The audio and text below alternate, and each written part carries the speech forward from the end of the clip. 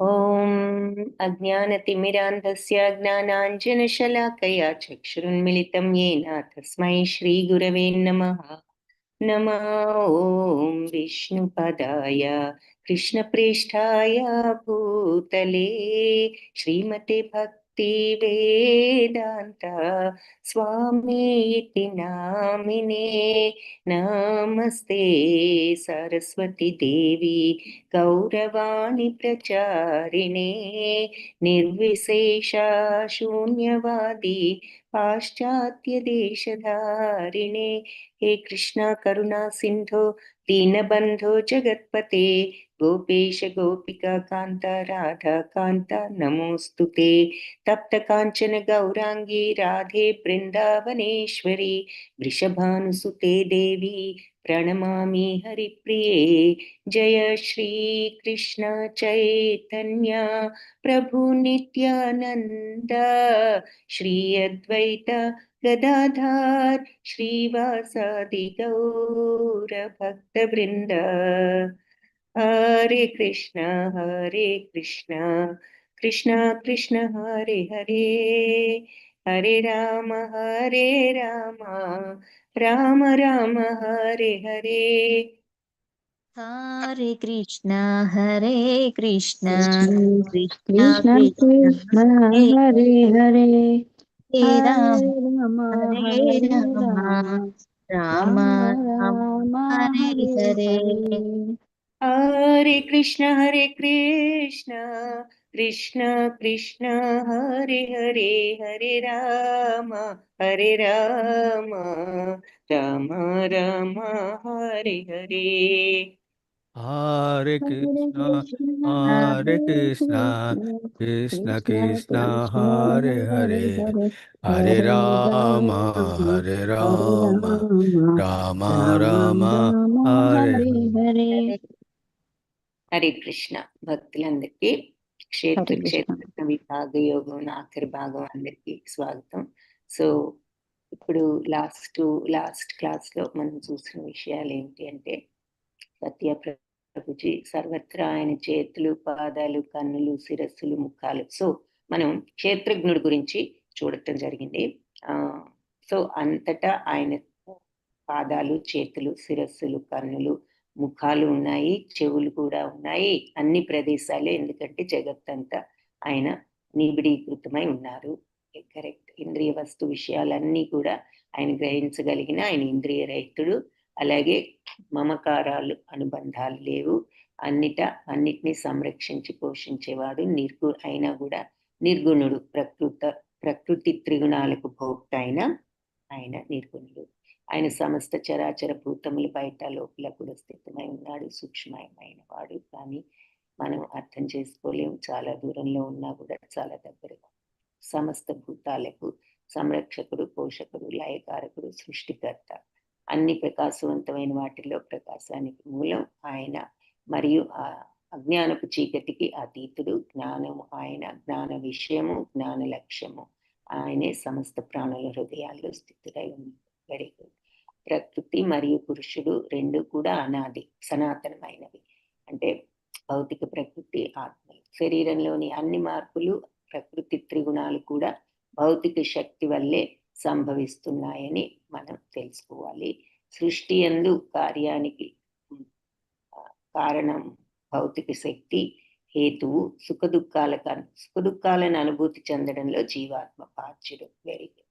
ఎప్పుడైతే ప్రకృతిలో స్థితమై ఉన్న పురుషుడు త్రిగుణాలను సుఖించదలిచాడో, వాటి పట్ల మమకార శక్తి ఆ జీవాత్మకు ఉన్నత జన్మ నీచ జన్మలకు కారణం.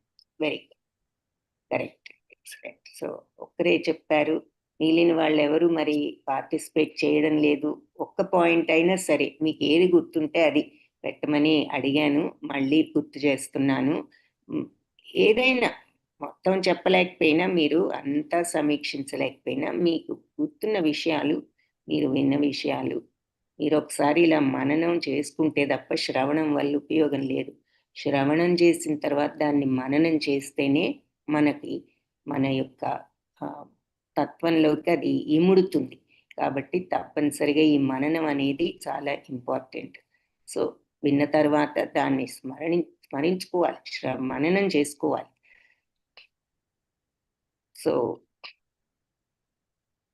అది క్షేత్రజ్ఞుడు గురించి చూసాము.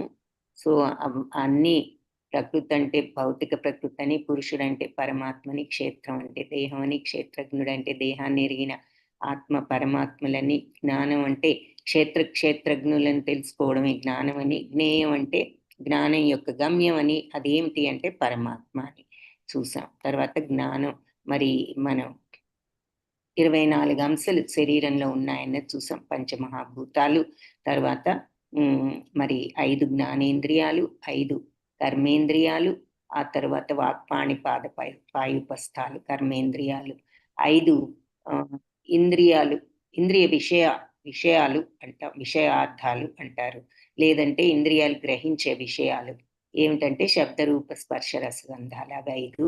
తర్వాత మనసు, కనిపించని మనసు, బుద్ధి, అహంకారము.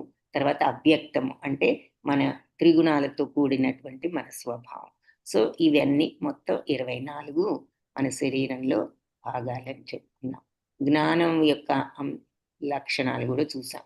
వినయం, గర్వం లేకుండా, అహింస, ఓర్పు, సరళత, గురువుని ఆశ్రయించడం, పరిశుభ్రత, స్థిరత్వం, ఆత్మనిగ్రహం, ఇవన్నీ రాగద్వేషాలకు అతీతంగా ఉండడం, మరి ఈ ప్రాపంచిక భౌతిక విషయాల పట్ల కోరికలు లేకుండా ఉండగలగటం, స్వీయ సాక్షాత్కార ప్రాముఖ్యతను అంగీకరించడం, పరతత్వ శోధన, ఇవన్నీ జ్ఞానం. ఇవి కాంది ఏదైనా అజ్ఞానమే అని చెప్పారు. తర్వాత మనం ఇప్పుడు క్షేత్రజ్ఞుడు. సో దేన్ని తెలుసుకుంటే అమృత తత్వాన్ని చవి చూస్తావో అది వివరిస్తాను అంటూ సర్వత్రా ఆయన చేతులు, పాదాలు, కన్నులు, శిరస్సులు, ముఖాలు, చెవులు ఉన్నాయి. ఈ రకంగా ఆయన జగత్తంతా ఆవహించి ఉంటారు.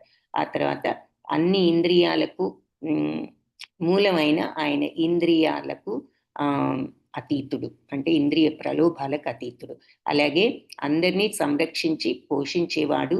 గుణాలన్నిటికీ ఆయనే ప్రభు అయిన, త్రిగుణ శక్తి ఆయనదే అయిన ఆయన త్రిగుణాలకు అతీతుడు. బయట లోపల కదిలే కదలని వాటన్నిట్లో కూడా ఆయన ఉన్నారు. ఎంతో సూక్ష్మంగా ఉన్నందువల్ల మనం ఆయన్ను మన ఇంద్రియ శక్తికి అందని వాడు. ఎంతో దూరంలో ఉన్నారు, ఎంతో దగ్గరగా మనలోనే ఉన్నారు కూడా. ఇది క్షేత్రం అని, ఈ రకంగా నీ క్షేత్రం గురించి, జ్ఞానం గురించి, జ్ఞేయం గురించి సమాసత పూర్తిగా అన్ని విషయాలు చెప్పాను. నా భక్తులు దీన్ని తెలుసుకుని నా యొక్క భావాన్ని, దివ్య స్వభావాన్ని పొందుతారు అని చెప్పారు. సో తర్వాత ప్రకృతి పురుషులు ఇద్దరు కూడా సనాతనులే. అయితే ఈ ప్రకృతిలో వచ్చే మార్పులన్నిటికీ ప్రకృతి కారణమైతే ఈ భౌతిక ప్రకృతి నుంచే ఈ మార్పులన్నీ కూడా పుట్టాయి, సనాతనమైన ఈ భౌతిక ప్రకృతి నుంచి. అయితే ఈ భౌతిక కార్యాలన్నిటికీ కారణం ప్రకృతి అయితే మనం మన జీవితంలో సుఖం దుఃఖం అనే ఫీలింగ్స్ని అనుభవిస్తున్నాము అంటే దానికి మనమే కారణం అని చెప్పారు. జీవాత్మే కారణం. అంటే మన మనస్సు మనకి ఆ రకంగా ఈ ఫీలింగ్స్ని మనలో ప్రవేశపెడుతోంది. 84 లక్షల జీవరాశులు, మరి అవన్నీ అయిన తర్వాత మానవ జాతి, ఆ జీవరాశులు అవి చూసాము. తర్వాత ఈ రకంగా మరి ప్రకృతి త్రిగుణాలు అనుభవిస్తూ మరి మనిషి ఈ జీవితాన్ని గడుపుతూ ఉంటాడు. ఈ మమకారాసక్తి, రాగద్వేషాలే మనకి ఉన్నత జన్మ, అధమ జన్మను ఇస్తూ ఉంటాయి. మనకు సరి అయిన థాట్స్ ఉన్నప్పుడు, పుణ్యకార్యాలు చేసినప్పుడు కొంచెం ఉన్నత జన్మ, మరి నీచ కార్యాలు చేస్తే అధమ జన్మ వస్తూ ఉంటుంది. మన రాగద్వేషాల ప్రకారం మనం ఉన్నతంగా చేస్తున్నామా, నీచంగా చేస్తున్నామో ఉంటుంది ఆధారపడి.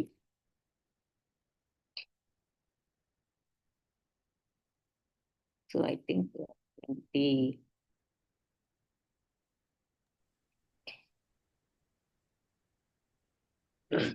శోక వరకు చూసినట్టున్నాము.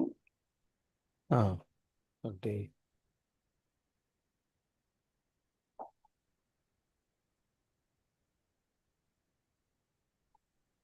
సో ఇది కూడా చూసాం. కార్యకారణ కర్తృత్వే హేతు ప్రకృతి ఉచ్యతే.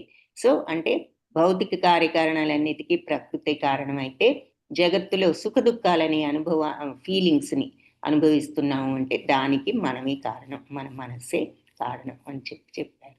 తర్వాత పురుష ప్రకృతిస్థో హి, ఇది కూడా చూసాం. భుంక్తే ప్రకృతి జాన్ గుణాన్ కారణం గుణ సంజ్ఞోస్య సదసత్యోని జన్మసు. ప్రకృతిలో త్రిగుణాలు అనుభవిస్తూ జీవుడు ఈ రకంగా జీవనాన్ని ఈ రకంగా మనం సాగిస్తూ ఉంటాం ఈ త్రిగుణాలతో కదా. అది ఇప్పటికీ మనం తెలుసుకున్నాం. సో భౌతిక ప్రకృతితో మనకున్న సంగత్వం, అటాచ్మెంటే దీనికి కారణం. అంటే ఈ త్రిగుణాలతో మనకి అటాచ్మెంట్తో ఆ త్రిగుణాలలో మనం జీవనాన్ని సాగిస్తాం. సో ఎందుకు అంటే మనకి దాంతో ఈ కనెక్షనే అంత స్ట్రాంగ్గా మనం అటాచ్ అయిపోయాం, ఈ భౌతిక ప్రకృతికి అటాచ్ అయిపోయాం. ఆ అటాచ్మెంటే వదులుకోవాలి, ఆ సంగత్వమే దీనికి కారణం.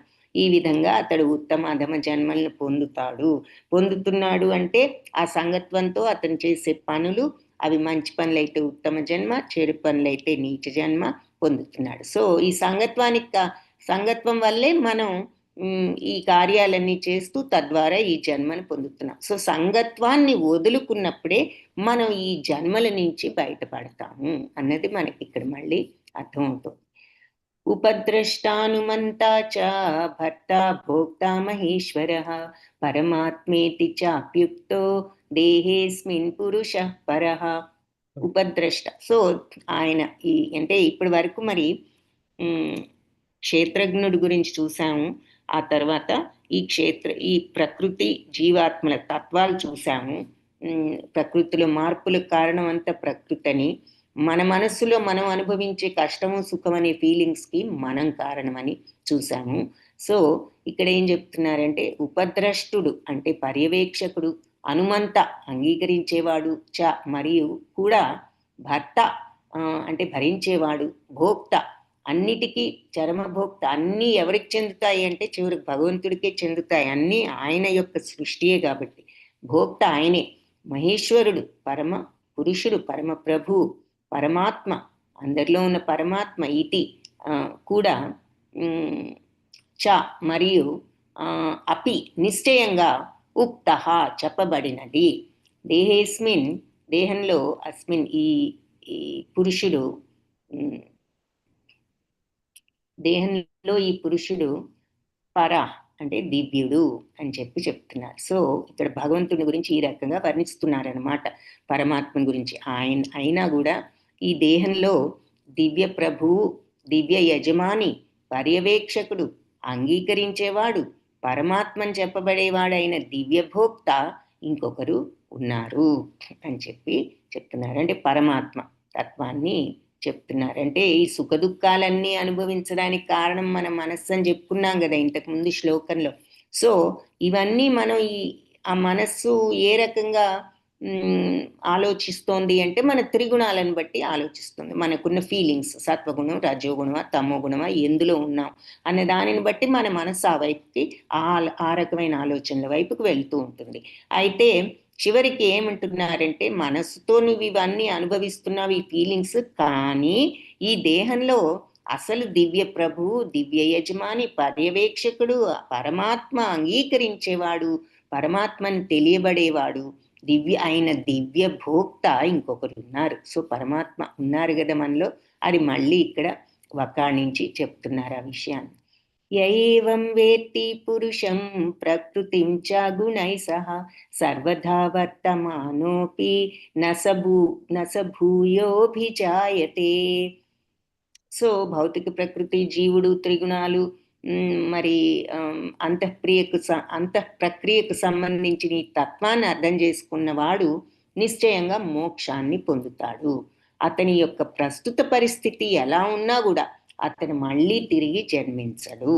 ఈ తత్వాన్ని, ఈ భౌతిక ప్రకృతి ఏమిటి, దీని యొక్క తత్వం ఏమిటి, ఈ మార్పులన్నీ ఏమిటి, అలాగే జీవుడు ఉన్నాడు అంటే ఈ జీవుడికి మరి ఈ 24 అంశాలున్న ఈ శరీరంతో అతను ఈ త్రిగుణాలతో ఎటువంటి స్వభావంలో ఉన్నాడు, ఇదంతా కూడా మనం అలవర్చుకున్నది, మన సహజతత్వం కాదు. మనం ఈ మనస్సుని ఈ రకంగా ఈ త్రిగుణాల వల్ల ఈ రాగద్వేషాలు అలవర్చుకుని మనం ఈ రకంగా ఈ కార్యకారణాలు చేస్తూ మరి మనం ఈ జనన మరణ చక్రంలో ఉంటున్నాం. ఉన్నత జన్మలో, అధమ జన్మలో పొందుతున్నాం. మనం చేసే పనులను బట్టి, మనకున్న త్రిగుణాలను బట్టి పనులు చేసి ఆ రకంగా పొందుతున్నాం అని ఈ జీవతత్వం, త్రిగుణాల తత్వం ఇవన్నీ అర్థం చేసుకున్నవాడు, అర్థం చేసుకోవడం అంటే ఇలా చదివి ఓహో ఇదే అనుకుని మళ్ళీ మామూలుగా మనం ఆ త్రిగుణాలతోనే ప్రవర్తించడం కాదు.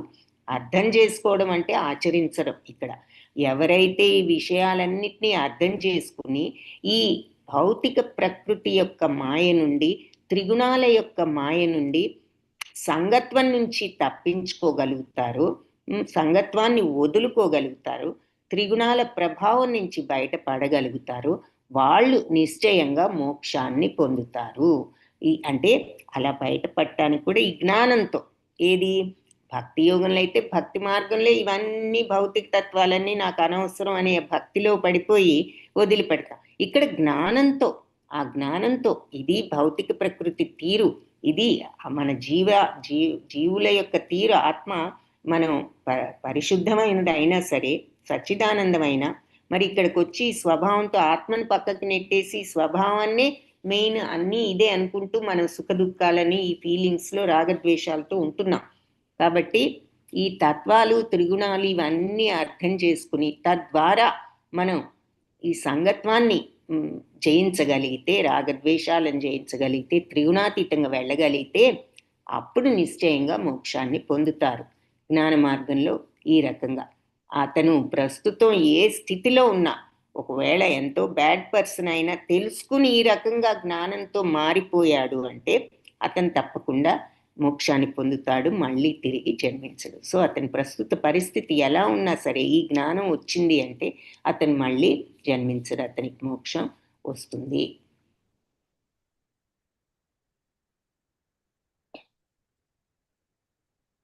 సో ఇది జ్ఞానం యొక్క ఫలితం. అంటే ఇట్లా జ్ఞానం వచ్చినప్పుడు వాళ్ళు సంపూర్ణంగా ఆధ్యాత్మికత వైపుకు వెళ్తారు. జ్ఞానం వల్ల వచ్చే ఫలితం అదన్నమాట. సో యాదృచ్ఛికంగా ఏదో భౌతిక స్థితిలో పతితుడయ్యాడు అని అర్థం చేసుకోవడమే జ్ఞానం యొక్క ఉద్దేశం. అంటే మనం ఇలా వచ్చి ఆత్మ, అంత ప్యూర్ ఆత్మ ఉన్నా కూడా ఈ భౌతికత్వంలో పడి మనం ఇలా అయిపోయాము అని అర్థం చేసుకుని అందులో నుంచి విడివడగలిగిన జ్ఞానం వచ్చినప్పుడు అది మరి మోక్షానికి అర్హత వస్తుంది అంటున్నారు. ధ్యానేనాత్మని పశ్యంతి కేచిదాత్మానమాత్మన అన్యే సాంఖ్యేన యోగేన కర్మయోగేన చాపరే. సో పరమాత్మని కొందరు ధ్యానం చేత, ఇంకొందరు జ్ఞానాభ్యాసం చేత, ఇంకా కొందరు నిష్కామ కర్మ చేత వాళ్ళల్లోనే దర్శిస్తారు. సో ఈ 3 మార్గాలు చెప్తున్నారనమాట. కొందరు ధ్యానం అంటే భక్తితో భగవంతుడిని ఎప్పుడూ మనసులో నెలకొల్పుకొని ఉండడం చేత, కొందరు ఇలా జ్ఞానంతో విషయాన్ని అర్థం చేసుకుని ఆ రకంగా, ఇంకా కొందరు నిష్కామ కర్మ, మరి కర్మయోగం అంటే ఏది చేసినా మనం భగవదర్పితం అనుకుంటూ దాని నుంచి ఏదొచ్చినా సరే సమత్వంతో ఉండగలిగినప్పుడు, సో అది నిష్కామ కర్మ, భగవత్ ప్రసాదం అనుకోవడం. సో ఈ 3 మార్గాలతో వాళ్ళు వాళ్ళల్లోనే దర్శిస్తారు, భగవంతుడిని దర్శించగలుగుతారు. ఎప్పుడైతే ఆ మార్గాల్లో వాళ్ళు పర్ఫెక్షన్, సంపూర్ణత, సిద్ధత్వాన్ని సాధించగలుగుతారో వాళ్ళు తప్పకుండా వాళ్ళల్లోనే వాళ్ళు భగవంతుడిని, వాళ్ళల్లో ఉన్న పరమాత్మని వాళ్ళు దర్శించగలరు. మరి అందరిలో ఉన్నారు కాబట్టి ఆ భగవతత్వం వాళ్లకు అవగతం అవుతుంది. తద్వారా భగవద్ దర్శనం ఆ రకంగా జరుగుతుంది, భగవతత్వాన్ని సంపూర్ణంగా అర్థం చేసుకోవడంతో. అన్యేత్వేనమజ, భగవతత్వం అంటే ఏమిటి అంటే కన్ఫ్యూజన్ వద్దు, మళ్ళీ ఆ సచ్చిదానంద ప్యూర్ తత్వం. ఏది అటాచ్మెంట్స్, రాగద్వేషాలకు అతీతము, త్రిగుణాలకు అతీతం, ఇవే భగవతత్వం. కాబట్టి ఆ తత్వాన్ని ఇలా భక్తిలో కానీ, జ్ఞానంతో కానీ, మరి నిష్కామ కర్మతో కానీ ఆ తత్వాన్ని ఎప్పుడైతే మనం తెచ్చుకోగలుగుతామో, జీర్ణం చేసుకోగలుగుతామో, ఆ స్థితికి రాగలుగుతామో అప్పుడు భగవంతుడితో ఆ కనెక్షన్ ఏర్పడి మరి వాళ్ళల్లోనే భగవంతుడిని దర్శిస్తారు. వాళ్ళల్లో ఉన్న పరమాత్మను వాళ్ళల్లో తమయందే దర్శిస్తారు, తనలోనే ఉన్నట్లు. అంటే ఆ కనెక్షన్ ఏర్పడుతుంది అని. అన్యేత్వేవం అజానంత శ్రుత్వాన్యేభ్య ఉపాసతే తేపి చాతితరంత్యేవ మృత్యుం శృతి పరాయణ. ఇంకా కొందరు ఆధ్యాత్మిక జ్ఞానంతో ఇంత కనెక్షన్ లేకపోయినా, ఇంత తెలియకపోయినా వాళ్ళకి ఆధ్యాత్మిక జ్ఞానం, ఇతరుల నుంచి శ్రవణం చేస్తారు భగవంతుడి గురించి, చేసి ఆ రకంగా భగవంతుడిని పూజించడం ప్రారంభిస్తారు. ప్రామాణికుల నుంచి శ్రవణం చేసేటటువంటి మనస్తత్వం ఉన్నవాళ్ళు కాబట్టి వాళ్ళు కూడా జనన మరణ మార్గాన్ని తరించగలరు, దాటగలరు అంటున్నారు. సో ఒకవేళ నిష్కామ కర్మ చేత కాకపోయినా, భక్తి యోగం చేత, ధ్యానంతో చేత కాకపోయినా, జ్ఞానంతో చేత కాకపోయినా, ఏ ఆధ్యాత్మిక జ్ఞానం లేకపోయినా కూడా భగవంతుణ్ణి గురించి విన్నవాళ్ళు ఆయన్ని పూజించడం ప్రారంభిస్తారు. ఇలా ప్రామాణికుల నుంచి శ్రవణం చేసే ప్రవృత్తి ఎవరికైతే అటువంటి స్వభావం ఉంటుందో, విని నేర్చుకుని, విని తెలుసుకుని ఆ రకంగా భక్తితో చేసేవాళ్ళు, వాళ్ళు కూడా జనన మరణ మార్గాలను తరింపగలరు. చూడండి, మరి ఆ 3 కష్టమైన కష్టపడి ఆ 3 తత్వాలే తెలుసుకోకపోయినా సింపుల్ అయిన శ్రవణం చేస్తే చాలు.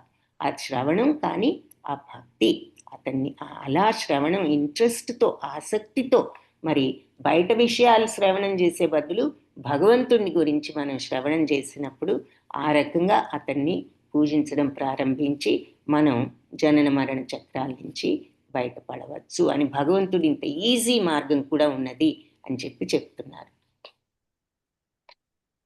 యావత్ సంజాయతే కించిత్ సత్వం స్థావర జంగమం క్షేత్ర క్షేత్రజ్ఞ సంయోగాత్ తద్విద్ధి భరతర్షభ. సో శ్రవణానికి అంత పవర్ ఉందన్నమాట ఇక్కడ. మరి శ్రవణం చేస్తే చాలు భగవంతుని గురించి మనం జనన మరణ మార్గం నుంచి తరింపగలరు. అంటే శ్రవణం చేసినప్పుడు దాన్ని జీర్ణించుకోవాలి. మరి విన్నదాన్ని మననం చేసుకుని మనం దాన్ని జీర్ణించుకుంటేనే అది కంప్లీట్ అవుతుంది కదా. సో అది ఆ శ్రవణం కూడా అంత పవర్ఫుల్ అన్నమాట. సరిగా విని దాన్ని అర్థం చేసుకుంటే కూడా మనం భగవంతుడిని జనన మరణ చక్రం నుంచి తరింపగలరు అంటున్నారు. సో యావత్ సంజాయతే కించిత్, ఈ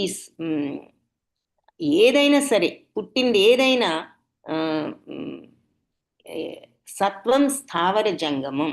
ఏది కదిలేది, కదలని, స్థావరాలంటే కదలనివి, జంగాలంటే కదివేవి. సత్వం ఏదైనా, కదిలేదైనా కదలనిదైనా, ఇక్కడ పుట్టింది ఏదైనా సరే, కదిలే జీవి అవ్వచ్చు, కదలనిది అవ్వచ్చు, ఏదైనా సరే ఇక్కడ స్థితిని పొంది ఉంది అంటే, ఒక ఆకారంతో ఈ భౌతిక ప్రపంచంలో ఉన్నది అంటే, మనుషులు అవనివ్వండి, కదిలే మనుషులైనా, జంతువులైనా, చేపలైనా, పక్షులైనా, కదలని చెట్లైనా, గుట్టలైనా, పుట్టలైనా, ఏదైనా క్షేత్ర క్షేత్రజ్ఞ సంయోగ, క్షేత్ర క్షేత్రజ్ఞుల యొక్క కలయికయే. తద్విద్ధి, ఈ రకంగా తెలుసుకో, అర్థం చేసుకో ఈ విషయాన్ని భరతర్షభ, భరతవంశ శ్రేష్ఠుడా అంటున్నారు. కాబట్టి చివరికి ఏం చెప్తున్నారు? క్షేత్ర క్షేత్రజ్ఞుల గురించి భరతవంశ శ్రేష్ఠుడా, ఇక్కడ స్థితిని కలిగి ఉండడం అంటే, ఇక్కడ ఆకారంతో నీకు ఏదైనా కనిపించింది అంటే, ఈ భౌతిక ప్రపంచంలో ఒకటి నువ్వు చూసావు అంటే, ఒక చెట్టు అయినా, గుట్ట అయినా, మనిషి అయినా, జంతువు అయినా, పక్షి అయినా, బిల్డింగ్ అయినా, ఏదైనా సరే, కదిలేదైనా కదలేనిదైనా క్షేత్ర క్షేత్రజ్ఞుల సంయోగం అని తెలుసుకో అంటున్నారు. సరే, బిల్డింగులు లాంటివి అంటే మనం కట్టినవి, కానీ అవి కూడా పంచభూతాలు, మరి ఈ పంచభూతాల్లో నుంచి వచ్చిన మెటీరియల్స్తోనే కట్టారు. న్యాచురల్గా ఉన్నవన్నీ కూడా, కాబట్టి ఆటోమేటిక్గా అవి కూడా పార్ట్ ఆఫ్ ది నేచర్. కానీ న్యాచురల్గా ఉన్న జీవులు కానీ, మరి కదలేవైనా కదలనివైనా అన్ని క్షేత్ర క్షేత్రజ్ఞుల సంయోగము. కాబట్టి అది ఇక్కడ మెయిన్ పాయింట్ అన్నమాట. సో బయట ఏ విధంగా క్షేత్ర క్షేత్రజ్ఞుల సంయోగం? బయట పంచభూతాలతో తయారైన శరీరం భగవంతుడే క్షేత్రం.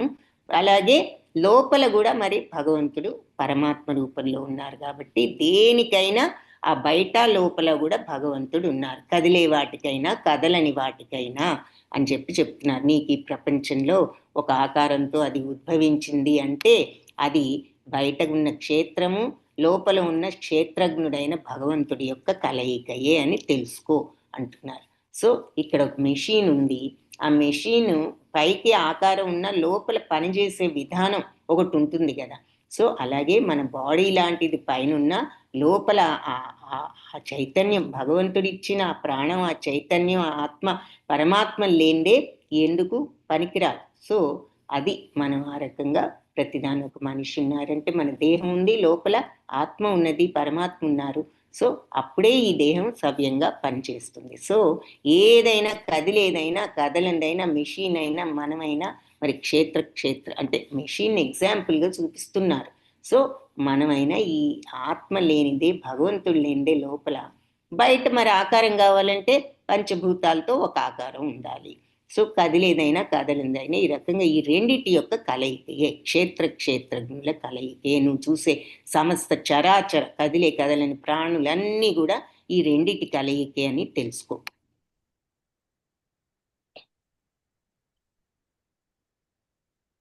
అని చివరికి చెప్తున్నారు. సమం సర్వేషు భూతేషు తిష్టంతం పరమేశ్వరం వినశ్యత్స్వ వినశ్యంతం యః పశ్యతి స పశ్యతి. సమం సర్వేషు భూతేషు, అన్ని జీవరాశులు సమంగా తిష్టంతం స్థితుడై ఉన్నాడు భగవంతుడు, పరమేశ్వరుడు. వినశ్యత్స్వం అంటే వినశ్యత్సు నశించే వాటిలో, అలాగే అవినశ్యనం అంటే నశించని వాటిల్లో, ఎవరైతే నశించే వాటిల్లో నశించనిది ఎవరైతే పశ్యతి చూస్తారో స పశ్యతి అతను నిజంగా చూసేవాడు. అంటే నశించే వాటిల్లో నశించనిది చూసేవాడు. అంటే బయట ఉన్న బాడీ పర్మనెంట్ కాకపోయినా లోపల ఉన్న ఆత్మ నిత్యం అని ఎవరైతే తెలుసుకోగలుగుతారో వాళ్ళు పశ్యతి, అలా ఎవరు చూస్తారో సపశ్యతి అతను చూసేవాడు. ఇక్కడ చూడటం అంటే ఊరికి చూడటం అని కాదు, ఎవరు అర్థం చేసుకుంటారో ఈ రకంగా వాళ్ళు నిజాన్ని అర్థం చేసుకున్న వాళ్ళు, సత్యాన్ని అర్థం చేసుకున్న వాళ్ళు అంటున్నారు. సత్యం అంటే భగవంతుడే, శాశ్వతమైనది, నిత్యమైనది, మార్పు లేనిది సత్యం యొక్క డెఫినిషన్. దానికి ఈక్వల్లెంట్ ఎవరు అంటే భగవంతుడు, ఆయన అంశ అయిన ఆత్మ. ఎప్పుడూ మార్పు లేనిది, నిత్యమైనది, శాశ్వతమైనది.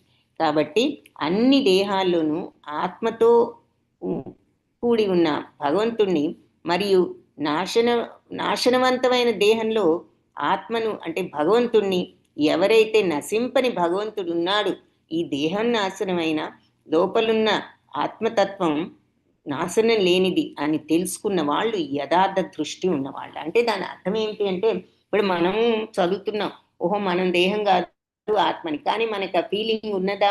ప్రాక్టికల్గా మనం దాన్ని ఫాలో అవుతున్నామా? లేదు. సో మనం జీర్ణించుకుని అనుభవపూర్వకంగా ఎప్పుడు అలా ఉంటున్నాము, ఈ దేహం కాదు మనం ఆత్మని, అందరినీ సెపరేట్గా వీళ్ళు మంచివాళ్ళు, వీళ్ళు చెడ్డవాళ్ళు, వీళ్ళు మన ఫ్రెండ్స్, వీళ్ళు మన ఎనిమీస్ అనుకోకుండా అందరినీ మనం లోపల అందరిలోనూ సమంగా భగవంతుడు ఉన్నాడు అని ఆ దృష్టితో మనం అందరినీ చూసినప్పుడు మనం యథార్థ దృష్టి ఉన్నవాళ్ళమని దీని అర్థం అన్నమాట. ఎందుకంటే బయట బాడీకి కాదు మనం వాల్యూ ఇస్తున్నది, మనం చూస్తున్నది లోపల ఉన్న ఆ పరమాత్మ. అది అందరిలోనూ సమం సర్వేషు భూతేషు, ఒకరిలో ఎక్కువ లేరు, ఒకరిలో తక్కువ లేరు. ఒక జీవిలో మన చీమ చిన్నదని అందులో తక్కువ లేరు, ఏనుగు పెద్దదని అందులో ఎక్కువ లేరు, మనం మనుషులు తెలివితేటలు ఉన్న వాళ్ళమని మనల్లో ఎక్కువ లేరు, అందరిలో సమంగా ఉన్నారు. చిన్న చీమ దగ్గర నుంచి మన వరకు, ఏనుగు అయినా మనమైనా అన్నిట్లో భగవంతుడు సమం సర్వేషు భూతేషు. భూతాలంటే జీవరాశులు, అన్ని జీవరాశుల్లో సమంగా తిష్టంతం సమంగా స్థితుడై ఉన్న ఆ పరమేశ్వరుడు భగవంతుడు, ఆయన్ను ఏది నాశనమయ్యే శరీరంలో నాశనం లేని ఆ భగవంతుణ్ణి ఎవరైతే చూడగలుగుతారో పశ్యతి, ఎవరైతే చూడగలుగుతారో సపశ్యతి, అతను సత్యాన్ని చూసేవాడు, అతను భగవంతుణ్ణి చూసేవాడు, అతను పరమాత్మను చూసేవాడు అని చెప్పి ఈ శ్లోకం చెప్తోంది. సమం పశ్యన్ హి సర్వత్ర సమవస్థితమీశ్వరం నహి నస్త్యాత్మనాత్మానం తతో యాతి పరాం గతిం. సో ఇక్కడ కూడా అదే మళ్ళీ క్లియర్గా చెప్తున్నారు. సమం పశ్యన్ హి సర్వత్ర, ఎవరైతే సర్వత్రా సమంగా చూస్తారో, ఏది ఎవరిని సమవస్థితం ఈశ్వరం, సమంగా స్థితుడై ఉన్న ఈశ్వరుణ్ణి, అన్నిటా సమానంగా స్థితుడై ఉన్న, అంటే ఇక్కడ మనం గ్రహించవలసింది అందరూ సమానమే. పురుగుని తీసివేయక్కర్లేదు, మరి సింహం అని అదేదో గొప్పని దాన్ని ఇది చేసి ఏదైనా భగవంతుడు అన్నిట్లో సమవస్థితం ఈశ్వరం, ఈశ్వరుడు భగవంతుడు సమంగా ఉన్నారు, స్థితుడై అందరిలో సర్వత్రా సమవస్థితం, అంతటా సమంగా స్థితుడై ఉన్న భగవంతుణ్ణి సమం పశ్యన్హి ఎవరైతే నిశ్చయంగా ఈ రకంగా చూడగలుగుతారో నహినస్త్యాత్మనాత్మానం వాళ్ళ ఆత్మని ఎప్పుడు కూడా దిగజార్చుకోరు, హీనపరచుకోరు. ఆత్మ ఎప్పుడు హీనపడదు, ఆత్మ ఎప్పుడు ఉన్నతమే, సచ్చిదానందమే, భగవద అంశే, భగవంతుడే. కానీ మనం ఈ మనస్సుతో ఆత్మని పక్కన పెట్టేసి మనస్సును మన బుద్ధిని ఈ త్రిగుణాలతో ఎఫెక్ట్ అయిపోయిన మనస్సుతో మనం ఆలోచనలు పనులు చేస్తున్నాం. కాబట్టి మనం ఇక్కడ ఆత్మ అంటే మనస్సు అని అర్థం. సో మనస్సును బుద్ధిని దిగజార్చుకోరు అంటున్నారు. ఎవరైతే సర్వత్రా సమంగా ఈ స్థితుడై ఉన్న భగవంతుడిని అన్నిటా సమంగా చూడగలుగుతారో వాళ్ళు ఎప్పుడు కూడా వాళ్ళ బుద్ధిని కానీ మనస్సును కానీ దిగజార్చుకోరు. అంటే వాళ్ళు ఎప్పుడు చెడు వైపుకు వెళ్ళరు. తతోయాతి ఆ రకంగా వాళ్ళు పొందుతారు పరాంగతి, పరమగమ్యాన్ని, అంటే భగవంతుణ్ణి పొందుతారు. సో సర్వత్రా ప్రతి జీవిలోనూ సమంగా ఉండే భగవంతుణ్ణి, పరమాత్మని దర్శించేవాడు వాళ్ళు తన మనస్సుతో తను ఎప్పుడు హీనపరచుకోడు, అంటే మనస్సును ఎప్పుడు దిగజార్చుకోడు. బ్యాడ్ లెవెల్స్లోకి వెళ్ళదు ఇక వాళ్ళ మనస్సు కానీ బుద్ధి కానీ, చెడు వైపుకు వెళ్ళదు. ఆ రకంగా వాళ్ళు ఎప్పుడు మరి మంచిలోనే ఉంటారు. కాబట్టి మంచి అంటే మామూలు సత్వగుణం కూడా కాదు, భగవంతుని అందరిలో చూసేటటువంటి మంచితనం అంటే శుద్ధ సత్వగుణం, సత్వగుణాన్ని కూడా అధిగమించిన శుద్ధత్వం. ఆ శుద్ధ సత్వంలో ఉండి ఇక వాళ్ళు పరమగతిని పొందగలుగుతారు. సో శుద్ధ సత్వమే పరమగతికి మరి ఆ మార్గం అని చూసాం. కాబట్టి వాళ్ళు ఎప్పుడు ఆ శుద్ధ సత్వంలో ఉంటారు, ఎందుకంటే వాళ్ళ మనస్సును బుద్ధిని ఎప్పుడు కూడా దిగజార్చుకోరు. వాళ్ళు అందరిలోనూ భగవంతుని సమంగా చూడగలుగుతారు, అందుకే వాళ్ళు పరమగతిని పొందుతారు అని చెప్పారు.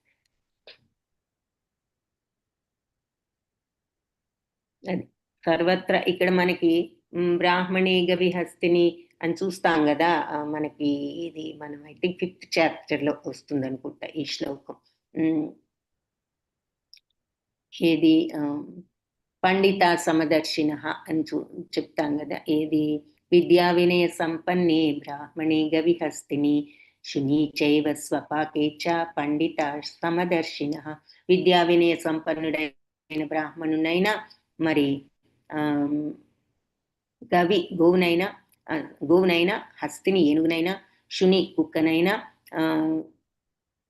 స్వపాకేచ మాంసం తినేవాళ్ళైనా ఎవరినైనా సరే పండితుడు సమంగా చూస్తాడు, వివేకవంతుడు అందరినీ ఒకే రకంగా చూస్తాడు. ఎందుకంటే ఈ డిఫరెన్స్లన్నీ బయట బాడీతో అతనికి సంబంధం లేదు, లోపల అందరిలోనూ భగవంతుడు ఉన్నాడు అన్నదే వాళ్ళే ఎప్పుడు వాళ్ళ ఆలోచన ఆ రకంగానే ఉంటుంది. అందుకే వాళ్ళు ఎప్పుడు కూడా వాళ్ళ మనసుతో వాళ్ళు దిగజారరు. ఈ విధంగా వాళ్ళు తప్పకుండా మనస్సు దిగజారలేదు అంటే ఎప్పుడూ ఉన్నత స్థితిలోనే మనకు ఉన్నాము అంటే ఆత్మతత్వంలో వాళ్ళు పరమపదాన్ని చేరుకుంటారు ఈ విధంగా అని చెప్తున్నారు. ప్రకృత్యైవ చ కర్మాణి క్రియమాణాని సర్వశః యః పశ్యతి తదాత్మానం అకర్తారం స పశ్యతి. సో ప్రకృతిచే సృష్టించబడ్డ ఈ కర్మలన్నీ కూడా క్రియమాణాన్ని సర్వశః, ఈ భౌతిక ప్రకృతి చేతే ఈ కర్మలన్నీ కూడా చేయించబడుతోంది. అంటే భౌతిక ప్రకృతిలో ఉన్న ఈ గుణాల వల్లే మనం పనులన్నీ చేస్తున్నాం. సర్వశః అన్ని రకాలుగా కూడా మనం ఏది చేసినా మన గుణాలను బట్టే, మనకున్న సత్వరజస్తమో గుణాలు బట్టే అంతే కదా మన కర్మలన్నీ చేస్తున్నాం. యః పశ్యతి ఎవరైతే ఈ రకంగా అర్థం చేసుకోగలుగుతారో తదాత్మానం, అలాగే వాళ్ళను వాళ్ళు అకర్తగా వాళ్ళు సపశ్యతి చూడగలుగుతారు. సో మన భౌతిక ప్రకృతి వల్ల ఈ దేహం అంటే ఈ సత్వరజస్తమో గుణాల వల్లే మనం ఈ రకంగా పనులు చేస్తున్నాము అని ఎవరైతే తెలుసుకోగలుగుతారో వాళ్ళు మరి అకర్తగా వాళ్ళని వాళ్ళు చూడగలుగుతారు. అంటే నిజంగా ఈ తత్వాన్ని అర్థం చేసుకుని సత్వరజస్తమో గుణాలను పక్కన పెట్టగలిగిన వాళ్ళు, అతీతంగా వెళ్ళగలిగిన వాళ్ళు ఏ పని చేసినా కూడా మరి రాగద్వేషాలు లేకుండా చేస్తారు, ఇది నా బాధ్యత అనుకుని చేస్తారు, లేదా ఇది నేను చేయవలసిన పని అనుకుని చేస్తారు, కానీ వాళ్ళు ప్రతిఫలం కోసం చేయడం లేదు, రాగద్వేషాలు లేవు కాబట్టి. అప్పుడు ఏమవుతాము? అకర్తలం అవుతామని మనం కర్మయోగంలోనే చూసాం ఈ విషయం. అందుకే మరి ప్రతిఫలాసక్తి లేకుండా చేస్తే మనకి బంధాలు రావు. అంటే బంధాలు రావు, ఎప్పుడు రావు? అకర్తగా ఉంటే బంధాలు రావు. అలా ఆయన పని చేయకుండా కూర్చోకూడదు, పని చేయకుండా కూర్చోవడం అకర్త తత్వం కాదు అని కూడా భగవంతుడు క్లారిఫై చేశారు. ఎప్పుడు అది బంధాలు లేని అకర్తృత్వం అవుతుంది అంటే ఫలాసక్తి లేకుండా, రాగద్వేషాలు లేకుండా చేసినప్పుడు.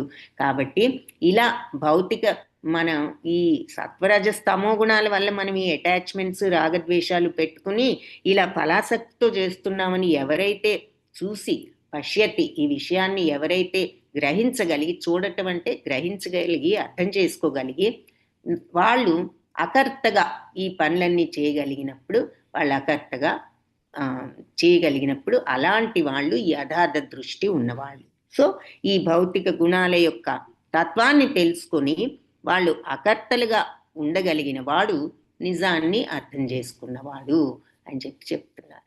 యథాభూత పృథగ్భావం ఏకస్థమను పశ్యతి తత ఏవ చ విస్తారం బ్రహ్మ సంపద్యతే తదా. సో ఇలా వివేకవంతులు, బుద్ధిమంతులైన వాళ్ళు ఈ వేరే వేరే భిన్న దేహాల కారణంగా భిన్న వ్యక్తిత్వాలను దర్శించడం ఆపి జీవులు ఏ విధంగా సర్వత్రా విస్తరించారో చూడగలిగినప్పుడు బ్రహ్మభావాన్ని పొందుతారు. జీవులు అంటే ఇక్కడ భగవంతుడు మరి ఆత్మ రూపంలో అందరిలోనూ ఈ విస్తరించి ఉన్నాడు. ఇలా అంటే నిజమైన వివేకం ఉన్నవాళ్ళు ఇలా మనకి ఎన్నో రకాల మనుషులు కనపడుతున్నారు మన ముందు, జంతువులు కనపడుతున్నాయి, ఎన్నో కనపడుతూ ఉంటాయి. ఈ భిన్న దేహాలన్నిట్లో వీళ్ళు పలానా, వీళ్ళు పలానా, వీళ్ళు మంచివాళ్ళు, వీళ్ళు చెడ్డవాళ్ళు, వీళ్ళు శత్రువులు, వీళ్ళు మిత్రులు అనుకోకుండా అటువంటి భావాలన్నిటి నుంచి తప్పుకుని అందరిలోనూ ఏ రకంగా సర్వత్రా విస్తరించారో భగవంతుడు, అది చూడగలిగినప్పుడు వాళ్ళు బ్రహ్మభావాన్ని పొందుతారు. సో ఆ డిఫరెన్స్లన్నీ కూడా తీసివేసి అందరిలో ఏకత్వాన్ని, భగవంతుణ్ణి చూడగలిగిన వాడు భిన్నత్వంలో ఏకత్వం. మామూలుగా మనం వింటూ ఉంటాం భిన్నత్వంలో ఏకత్వం, యూనిటీ ఇన్ డైవర్సిటీ అని ఇంగ్లీష్లో. అది మనకి సోషల్ స్టడీస్ పాఠంలో వస్తుంటుంది. India there is unity in diversity in India. ఎందుకు? రకరకాల మతాలు ఉన్నాయి, జాతులు ఉన్నాయి, అందరూ కలిసి ఒకే దేశంలో మరి ఇలా ఉంటున్నాము అంటే మనందరం కలిసి మెలిసి యూనిటీ, మనందరిలో ఐక్యత ఉన్నది, ఎవరికి ఎన్నో మతాలున్నా ఎన్నో జాతులున్నా అని చెప్తున్నారు. కానీ అసలైన అర్థం ఏమిటంటే ఎన్ని రకాల మనుషులున్నా, ఎన్ని రకాల జీవులున్నా ఆ డిఫరెన్స్తో కాకుండా వాళ్ళని అందరిలోనూ ఉన్నది ఒకటే భగవంతుడు అని చూడడమే నిజమైన యూనిటీ ఇన్ డైవర్సిటీ అన్నమాట, భిన్నత్వంలో ఏకత్వం. సో భిన్న దేహాల కారణంగా భిన్న వ్యక్తిత్వాలను చూడటం ఆపివేసి ఏ రకంగా భగవంతుడు సర్వత్రా విస్తరించి ఉన్నారో ఎవరైతే చూడగలుగుతారో, చూడగలగడం అంటే ఇక్కడ మా అర్థం ఏమిటంటే ఎవరైతే ఎక్స్పీరియన్స్ చేయగలుగుతారో, నిజంగా ఆ ఫీలింగ్ని ఇముడించుకోగలుగుతారో, జీర్ణం చేసుకోగలుగుతారో, ఆ భావంతో నిజంగా ఉండగలుగుతారో వాళ్ళు బ్రహ్మభావాన్ని పొందుతారు. అందరూ సమానమే, ఎందుకంటే అందరిలో భగవంతుడు సమానంగా ఉన్నారు అని అనుకోగలిగిన వాళ్ళు, అని నిజంగా ఆ ఫీలింగ్తో ఉన్నవాళ్ళు నిజంగా బ్రహ్మభావాన్ని, ఇంకా వాళ్ళకప్పుడు రాగద్వేషాలు ఏమి ఉండవు కాబట్టి. అనాదిత్వాన్ నిర్గుణత్వాత్ పరమాత్మాయం అవ్యయః శరీరస్థోపి కౌంతేయ న కరోతి న లిప్యతే. సో అనాదిత్వాత్ ఈ శాశ్వతత్వం చేత, నిర్గుణత్వాత్ అంటే గుణాలకు అతీతంగా ఉన్న ఆ దివ్యత్వం చేత, పరమ అంటే ఎంతో దివ్యమైనటువంటి అతీతమైన భౌతిక ప్రకృతికి అతీతమైన ఆత్మ అయం ఈ అవ్యయమైనది. సో మళ్ళీ ఇక్కడ ఆత్మని గురించి చెప్తున్నారు. సో ఇలా శాశ్వతమైన దివ్యమైన భౌతిక ప్రకృతికి అతీతమైన ఈ ఆత్మ మరి అక్షయం, అంటే ఇది క్షయం లేనిది, నాశనం లేనిది. అవ్యయం అంటే అక్షయం, క్షయం కానిది, నాశనం కానిది. శరీర స్థోపి కౌంతేయ అంటే ఈ శరీరంలో ఉన్నా కూడా కుంతిపుత్ర నకరోతి ఏమి కూడా చేయదు. ఒక్క నిమిషం. హరే కృష్ణ. ప్రభుజీ కాల్ చేస్తున్నారు. ప్రకాష్ రావు ప్రభుజీ కొంచెం ఎంగేజ్ చేయండి. హరే కృష్ణ. అలాగే మాత. హరే కృష్ణ.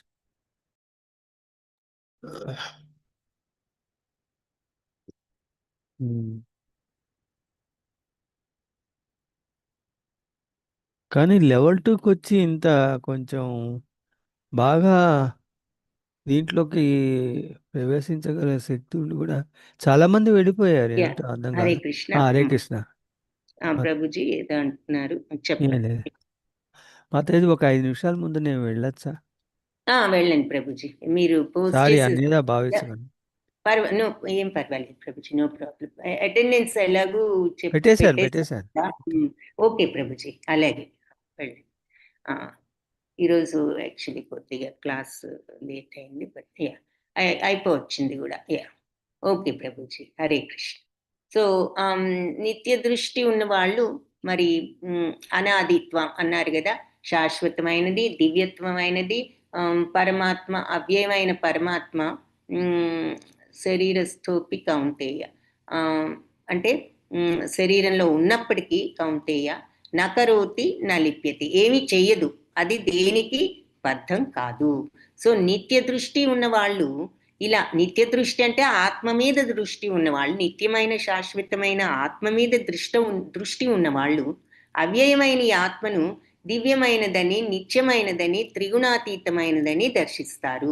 ఓ అర్జున, అలాంటి ఆత్మ దేహంతో సంపర్కం కలిగి ఉన్నా కూడా కర్మను అనరింపడు మరియు బద్ధము కాదు అని చెప్తున్నారు. సో ఎవరైతే ఈ ఆత్మ దృష్టి ఉన్నవాళ్ళు, అంటే ఆత్మ దృష్టి అంటే రాగద్వేషాతీతంగా ఉండగలిగిన వాళ్ళు, ఈ అవ్యయమైన నాశనం లేని అక్షయమైన ఆత్మ దివ్యమైనదని, నిత్యమైనదని, త్రిగుణాతీతమైనదని దర్శిస్తారు. అంటే తెలుసుకుంటారు, అర్థం చేసుకుంటారు. వాళ్ళు కంప్లీట్గా ఆ ఫీలింగ్లో వాళ్ళు, అది ఏమిటో వాళ్ళకి అర్థమైపోతుంది ఈ ఆత్మతత్వం. కాబట్టి అర్జున, అలాంటి ఆత్మ ఈ దేహంతో కనెక్షన్లో ఉంది ఇంకాను. కానీ ఆ స్టేజ్లో ఉన్నప్పుడు మనిషి యొక్క తత్వం, వాళ్ళు కర్మలు చేస్తున్నా వాళ్ళు బద్ధులు కారు. ఎందుకు? వాళ్ళు నిత్య దృష్టిలో ఉన్నారు కాబట్టి. ఆత్మ దివ్యమైందని, నిత్యమైందని, త్రిగుణాతీతమైందని తెలుసుకున్నారు. రాగద్వేషాలు లేకుండా ఆత్మతత్వంలో వాళ్ళు నిమగ్నులై ఉన్నారు. కాబట్టి వాళ్ళు ఏ పని చేసినా రాగద్వేషాలు లేవు కాబట్టి వాళ్ళు ఏ పని చేసినా వాళ్ళు బద్ధులు కారు. ఎందుకంటే వాళ్ళు ఈ అవ్యయమైన, దివ్యమైన, నిత్యమైన, త్రిగుణాతీతమైన ఆత్మను వాళ్ళు అర్థం చేసుకున్నారు కాబట్టి అని చెప్తున్నారు. యథా సర్వగతం సౌక్ష్మ్యాద్ ఆకాశం నోపలిప్యతే సర్వత్రావస్థితో దేహే తథాత్మానోపలిప్యతే. సో ఇలా సర్వాన్ని కూడా, సర్వవ్యాపకమైన సూక్ష్మత్వంతో ఆకాశం నా ఉపలిప్యతే, ఎప్పుడు కూడా కలవదు. అంటే సర్వత్రా వ్యాపించి ఉన్న సూక్ష్మంగా ఉంటుంది కాబట్టి ఆకాశం దేనితో కూడా ఉపలిప్యతే అంటే కలవదు, దేనితో మిక్స్ అవ్వదు. ఆకాశం అంతటా వ్యాపించి ఉంది. ఆకాశం స్పేస్ లేని చోట లేదు కదా, మన మధ్యలో ఉంది, మన ముందుంది, వెనకుంది, పైనుంది, కిందుంది, అంత స్పేస్ ఉంది. అయితే కానీ అది దేనితోనూ కలవదు, సర్వత్రా వ్యాపించి ఉన్నది ఈ సూక్ష్మత్వం, ఈ ఆకాశం, ఈ స్పేస్. కానీ అది దేనితో కలవదు. ఎందుకు? సూక్ష్మం, దాన్ని చూడలేము, మరి దానిని పట్టుకోలేము, దాన్ని రుచి చూడలేము, ఏది లేదు కదా. అందుకని అది అంతటా వ్యాపించి ఉన్నా కూడా దేంతో మిక్స్ అవ్వదు, కలవదు. సర్వత్రావస్థితో దేహే, అలాగే ఈ తథాత్మ, సో సర్వత్రావస్థితి అంటే అన్ని దేహాల్లోనూ మరి ఆ బ్రహ్మభావంలో ఉన్న ఈ తథాత్మ, ఈ ఆత్మ నా ఉపలిప్యతే, అది కూడా కలవదు. కాబట్టి బ్రహ్మభావంలో ఉన్న ఈ ఆత్మ కూడా మరి దేహంలో ఉన్నా కూడా అది దేహంతో కలవదు. సో మరి మనందరిలాగా ఇటువంటి వాళ్ళకు కూడా దేహంలో ఆత్మ ఉన్నది, పైకి దేహం ఉన్నది, కానీ ఈ ఆత్మ ఆ దేహంతో కలవదు. ఎందుకంటే వాళ్ళు ఆత్మలో స్థితులై ఉన్నారు కాబట్టి. ఎప్పుడైతే మనం ఆత్మను చూడడం లేదో, తెలుసుకోవడం లేదో, అప్పుడు మనం ఆత్మను నిద్రపుచ్చేసి మనం ఈ మనసు బుద్ధులతో వ్యవహరిస్తూ బంధాలలో ఉంటున్నాం. కానీ ఎప్పుడైతే ఆత్మను మేలుకొల్పగలుగుతామో, మనం చూడగలుగుతాము, దర్శించగలుగుతాము. అప్పుడు ఈ మనసును బుద్ధిని మనం పక్కన పెట్టి మనం ఏ పని చేసినా కూడా మనం ఆత్మ దృష్టిలో ఉన్నాం కాబట్టి రాగద్వేషాతీతంగా మనం ఈ దేహంతో చేసినట్లు అవ్వదు. ఈ ఆకాశం సర్వత్రా వ్యాపించి ఉన్నా కూడా ఎందులో ఎలా కలవకుండా ఉంటుందో ఇలా బ్రహ్మభావంలో ఆత్మస్థితిలో ఉన్న వాళ్ళు వాళ్ళ ఆత్మ దేహంలో ఉన్నా కూడా వాళ్ళు ఏ పనులు చేస్తున్నా వాళ్ళు దేహంతో కనెక్షన్ ఆ రకంగా వాళ్లకు ఉండదు. అంటే ఎందులోనూ వాళ్ళ బద్ధులు కారు అని చెప్తున్నారు. యథా ప్రకాశయత్యేక కృత్స్నం లోకమిమం రవిః క్షేత్రం క్షేత్రీ తథా కృత్స్నం ప్రకాశయతి భారత. ఓ భరతవంశస్థుడా, ఒక్కడే అయిన సూర్యుడు లోకం అంతటిని ప్రకాశింపజేస్తాడు. దేహంలో ఆత్మ సమస్త దేహాన్ని చైతన్యంతో ప్రకాశింపజేస్తాడు అని చెప్తున్నారు. ఒక్కడే అయినా కూడా సూర్యుడు అన్ని లోకాల్ని ప్రకాశింపజేస్తాడు కదా. ఆ రకంగా దేహంలో ఉన్న ఆత్మ సమస్త దేహాన్ని, అంటే మన దేహం మొత్తాన్ని, ఇప్పుడు ఆత్మ ఉన్నదంటే ఒక కళ్ళే పనిచేయడం లేదు, ముక్కు, నోరు, చెవులు, నాలుక, మరి మన యొక్క గొంతు, ఆ తర్వాత లోపల ఎన్ని అంగాలు ఉన్నాయి, blood circulation, blood vessels, heart, lungs, kidneys, liver, మనకి ఎన్నో ఉన్నాయి, ఇంటెస్టైన్స్, ఇవన్నీ కూడా పనిచేస్తున్నాయి అంటే ఆత్మ ఇచ్చిన చైతన్యమే. సో ఒక్క సూర్యుడు లోకాన్నంతటినీ ఎలా ప్రకాశింపజేస్తాడో ఆత్మ ఒకటి ఈ దేహం మొత్తాన్ని కూడా చైతన్యంతో ప్రకాశింపజేస్తుంది. సో ఆత్మ అనేది లేనిదే ఏది కూడా బ్రెయిన్ దగ్గర నుంచి ఏది కూడా పనిచేసే శక్తి లేదని మనం చూసాం. అది చెప్తున్నారు. క్షేత్రజ్ఞయోరేవం అంతరం జ్ఞానచక్షుష భూత ప్రకృతి మోక్షం చ ఏ విదుర్యాంతి తే పరం. క్షేత్రజ్ఞయోరేవం అంటే క్షేత్రజ్ఞుల యొక్క తత్వాన్ని ఏవం ఈ విధంగా అంతరం, ఆ డిఫరెన్స్ ని ఈ విధంగా జ్ఞానచక్షువులతో ఎవరైతే అర్థం చేసుకుంటారో భూత ప్రకృతి మోక్షం, వాళ్ళకి భౌతిక ప్రకృతి నుంచి విముక్తి కూడా వస్తుంది. ఎవరైతే విదుర్యాంతి తెలుసుకుంటారో, యాంతి పొందుతారు, తే వారు పరం ఈ పరతత్వాన్ని, దివ్య గమ్యాన్ని. సో దేహము మరి క్షేత్రము, క్షేత్రజ్ఞుల యొక్క భేదం, అంతరం ఎవరైతే జ్ఞానచక్షువులతో తెలుసుకుంటారో, విదుర్యాంతి తెలుసుకుంటారో, పొందుతారు. విదు అంటే తెలుసుకోవడం, యాంతి అంటే పొందడం, తే అంటే వాళ్ళు ఈ పరమ భూత ప్రకృతి మోక్షాన్ని నుంచి బయటపడతారు. భూత ప్రకృతి నుంచి వాళ్లకు మోక్షం వచ్చి వాళ్ళు పరాన్ని పొందుతారు, దివ్య గమ్యాన్ని పొందుతారు. దేహము నెరిగిన క్షేత్రజ్ఞుడు మధ్య గల భేదాన్ని జ్ఞాన దృష్టితో దర్శించి బంధాల నుంచి, ప్రకృతి బంధాల నుంచి మోక్షాన్ని పొందుతారు. ఈ జ్ఞాన దృష్టితో దర్శించగలిగిన పరమగతిని పొందుతారు అంటున్నారు. ఇది లాస్ట్ శ్లోకం. సో ఇక్కడ మరి కంప్యూటర్ స్క్రీన్ చూపిస్తున్నారు, అలాగే కంప్యూటర్ మీద పనిచేసే అతన్ని చూపిస్తున్నారు. సో ఇతను మనము కూడా ఈ స్క్రీన్ చూస్తాం, కానీ మనకి పైన ఉన్న బొమ్మ కనిపిస్తుంది. ఏదో ఒక వీడియో గేమ్ అవ్వచ్చు, సినిమా అవ్వచ్చు, సీరియల్ అవ్వచ్చు, ఏదో అవ్వచ్చు, కానీ మనకు అంతవరకే కనిపిస్తుంది.